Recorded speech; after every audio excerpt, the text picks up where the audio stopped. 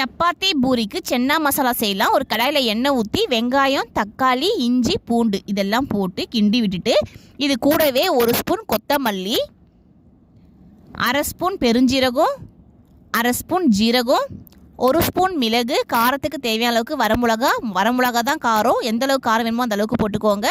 மிளகாய் பொடி எதுவும் போட மாட்டோம். ஒரு கைப்பிடி நிறைய முந்திரி பருப்பு, உப்பு தேவையான அளவுக்கு இதெல்லாம் போட்டு நல்லா வதக்கிட்டு மிக்ஸி ஜாரில் போட்டு நல்லா பேஸ்ட்டாக அரைச்சிக்கலாம். இப்போ ஒரு கடையில் எண்ணெய் ஊற்றி பட்டை, லவங்கம், அன்னாச்சி முக்கை, ஏலக்காய் இதெல்லாம் போட்டு நல்லா பொரிஞ்சதுக்கப்புறம் அரைச்சி வச்ச விழுது எடுத்து ஊற்றிக்கலாம்.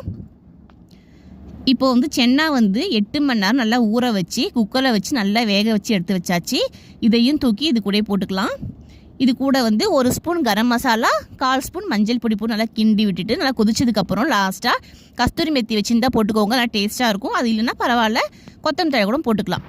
நீங்களும் உங்கள் வீடியோ ட்ரை பண்ணி பாருங்கள். நம்ம வீடியோ ஃபஸ்ட் டைம் பார்க்க மறக்காமல் சப்ஸ்கிரைப் பண்ணிக்கோங்க. தேங்க்யூ.